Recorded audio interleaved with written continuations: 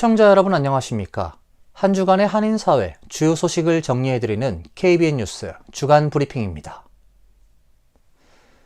첫 소식입니다. 도널드 트럼프 대통령이 한국 등 주요 무역 적자국에 고율의 상호관세를 부과하는 동시에 전 세계 국가들을 상대로 10% 기본 관세도 적용한다고 발표했습니다. 일부 국가들이 보복 대응에 나설 경우엔 트럼프 대통령은 어제 백악관 로즈가든에서 미국을 다시 부유하게란 행사를 열고 상호 관세를 부과하는 내용의 행정명령에 서명을 했습니다. 트럼프 대통령이 직접 들고 설명한 상호 관세 자료에는 주요 국가들의 대미 관세와 미국이 산정한 할인된 상호 관세가 나란히 적혔습니다.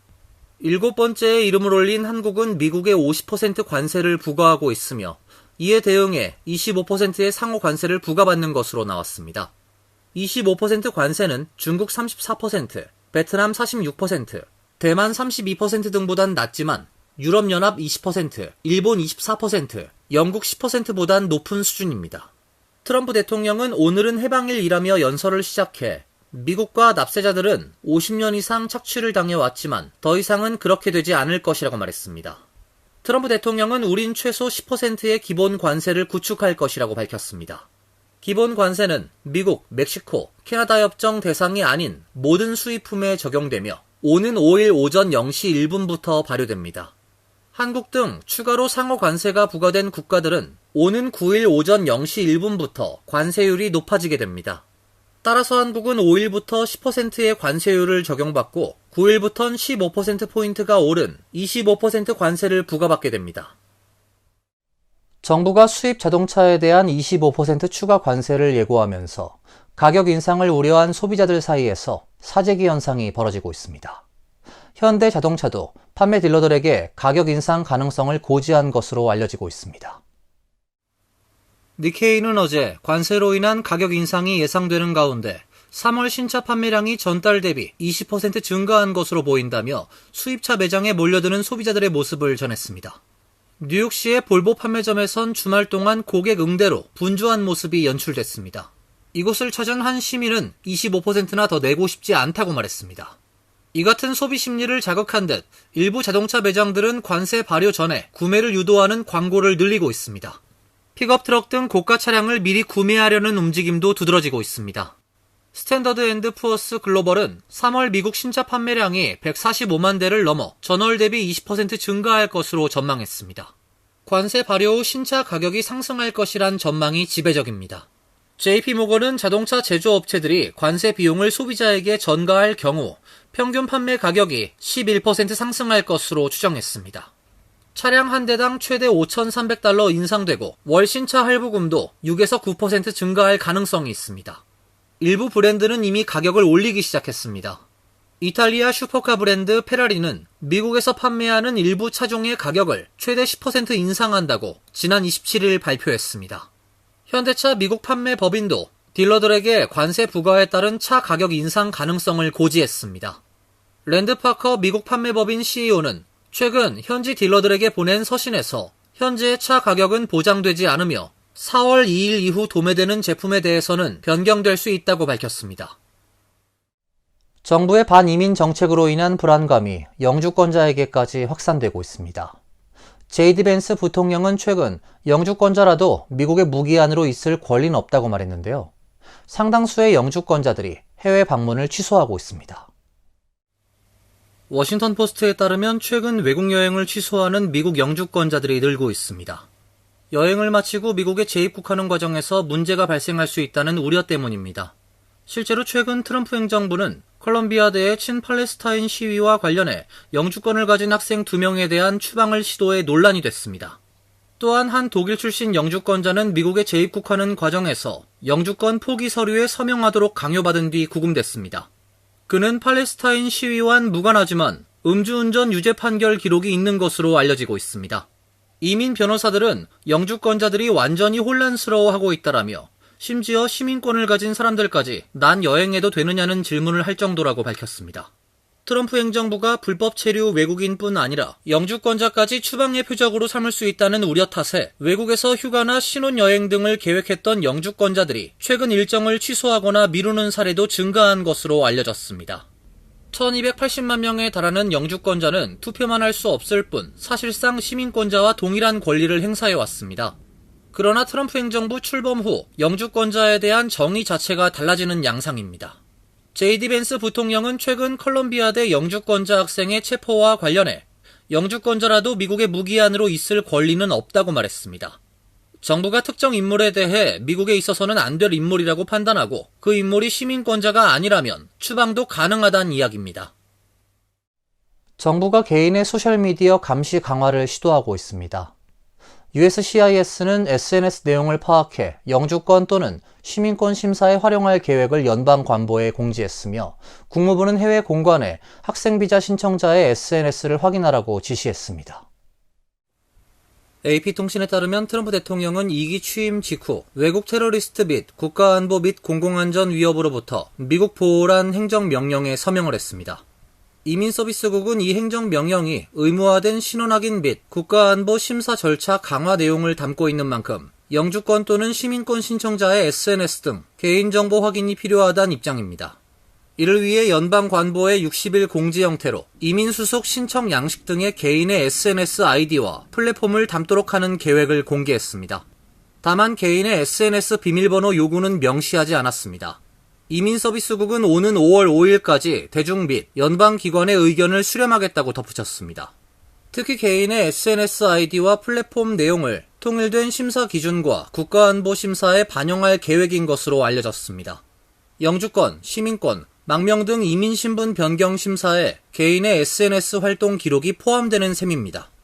뉴욕타임스는 복수의 소식통을 인용해 마코 루비오 국무장관이 지난달 25일자로 해외 주재 공관에 보낸 전보에서 학생비자 신청자의 SNS를 사찰해 반유대주의 성향인지 확인을 하도록 각국 공관에 지시했다고 보도했습니다. 지시에 따라 공관은 특정 학생 및 교환비자 신청자를 이른바 사기방지 부서에 회부해 SNS를 의무 확인해야 합니다.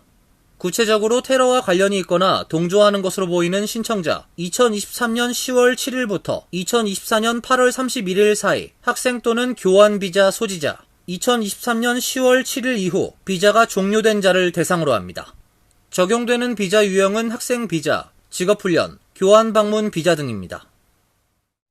연방이민서비스국이 이민자들을 위한 시민권 신청 대행 및 교육 프로그램 보조금을 전격 동결하면서 한인 등 이민자 커뮤니티가 타격을 받게 될 것으로 우려되고 있습니다. 이민자 단체들은 정부의 정책에 반발하는 소송을 제기했습니다. 워싱턴 포스트는 어제 이민서비스국이 2,200만 달러에 달하는 보조금 지급을 취소하면서 합법 영주권자의 시민권 취득을 돕는 서비스를 운영하는 기관들이 혼란에 빠졌다고 보도했습니다. 아시안 아메리칸 공정센터 등 이민자 단체들은 지난 15년간 합법 이민자의 시민권 취득을 도와왔던 프로그램에 대한 연방 보조금 지급을 트럼프 행정부가 불법적으로 동결했다면서 보조금 동결을 막기 위한 소송을 연방법원 메릴랜드 지법에 제기한 상태입니다. 이민자 단체들은 지난 2009년부터 USCIS는 시민권 취득 프로그램을 통해 이민자의 시민권 취득을 돕는 비영리 기관들에게 연방 보조금을 지급해왔다며 갑작스러운 보조금 중단은 이민자 커뮤니티를 위한 오랜 노력을 훼손하는 것이라고 반발하고 있습니다. 또 해당 보조금은 연방의회의 승인을 바탕으로 지급되는 만큼 행정부가 자의적으로 결정하는 것은 위법이라고 주장하고 있습니다. 보조금 중단 사태가 지속될 경우 뉴욕과 뉴저지 일원에서 한인을 대상으로 제공되는 시민권 신청 대행 및 교육 프로그램도 차질이 불가피할 것으로 보입니다. 시민권 신청 대행 및 교육 서비스를 제공하는 비영리 기관들은 지원금 지급이 이루어지지 않을 경우 프로그램 운영에 차질을 빚을 수밖에 없다며 시민권 취득을 희망하는 한인 이민자들에게 타격이 있을 수밖에 없다고 우려했습니다.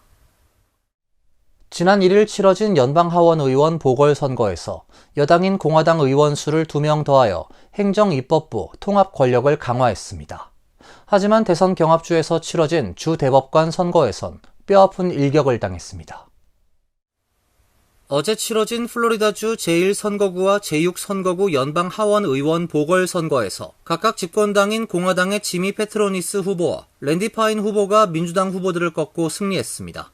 페트로니스 후보는 56.9%의 득표율로 민주당 게이 발리몬트 후보에 승리했으며 파인 후보 역시 56.7%의 득표율로 민주당 주시 웨일 후보를 꺾었습니다. 이에 따라 연방 하원의 의석수는 공화당 220석, 민주당 213석 등 7석 차이로 늘어났습니다. 공화당은 이번 선거에서 연방 하원 2석을 수성하며 소기의 목표를 달성했지만 마냥 웃을 수만은 없게 됐습니다. 위스콘신주에서 치러진 주 대법관 선거에서는 트럼프 대통령과 최측근인 일론 머스크 테슬라 CEO가 적극 지원한 보수 성향 후보가 쓴잔을 마셨습니다. 진보 성향인 수전 크로포드 후보가 54.2%의 득표율로 45.8% 득표에 그친 보수 성향 브래드 시멀 후보를 앞서며 승리를 확정했습니다. 위스콘신주 대법원은 진보 성향 판사 4명, 보수 성향 판사 3명으로 구성돼 진보 우위 구도가 유지됐습니다. 트럼프 대통령과 머스크는 이번 선거를 통해 위스콘신주 대법원을 보수 우위로 바꿈으로써 각종 지역 현안을 정권 기조에 맞게 우경화할 기회라고 판단해 보수 성향 대법관 후보를 적극 지원했으나 패배함으로써 타격이 불가피해 보입니다. 법원이 뇌물수수 등 5개 혐의로 재판에 넘겨진 에릭 애덤스 뉴욕시장에 대해 공소 기각 결정을 내렸습니다. 원활한 이민정책 집행을 위해 애덤스 시장의 사건을 기각해달란 트럼프 행정부의 요청을 받아들였습니다. 뉴욕 남부연방법원의 데이로 판사는 어제 뇌물수수 등 혐의로 기소된 애덤스 시장에 대한 공소를 기각했습니다. 호 판사는 판결문에서 법원은 법무부가 피고인을 기소하도록 강제할 수 없다며 현 헌법상 권력 분립 체계에서 법원은 이번 사건 공소를 기각해달라는 법무부 요청을 받아들일 수밖에 없다고 설명했습니다. 호 판사는 만약 개별 검사가 부적절한 이유로 사건의 기각을 추구한다면 법원이 이런 요청을 거부하고 정부가 다른 검사를 재배정하게 할 수 있다면서도 그러나 이번 사안처럼 법원이 법무부가 제시한 기각 사유에 대해 실질적인 우려를 가진 경우 법원은 앞서와 같은 선택권을 가지지 못한다라고 말했습니다. 호 판사는 애덤스 시장을 향후 같은 공소 사실로 다시 기소할 수 있게 해달란 법무부의 요청은 받아들이지 않았습니다. 뉴욕 경찰 출신 정치인인 애덤스 시장은 범죄 억제 공약을 내걸고 뉴욕시 110대 시장으로 선출돼 2022년 1월부터 업무를 시작했으며 임기는 오는 2026년 1월까지입니다. 애덤스 시장은 지난해 9월 전자금융 사기, 뇌물수수, 불법 선거자금 모금 등 5개 범죄 혐의로 재판에 넘겨졌으며 현직 뉴욕시장이 형사 기소된 것은 처음 있는 일이었습니다. 법원의 공소 기각으로 애덤스 시장은 재선을 앞두고 사법 리스크를 덜게 됐습니다. 최근 여론조사에서는 지난달 출마를 선언한 앤드루 쿠오모 전 미국 뉴욕 주지사가 민주당 내 현 뉴욕시장 후보군 중 선두를 달리고 있습니다. 주 뉴욕 총영사관은 지난 1일부터 영사민원 상담을 위해 카카오톡 채널을 개설하고 민원상담 챗봇을 운영한다고 밝혔습니다.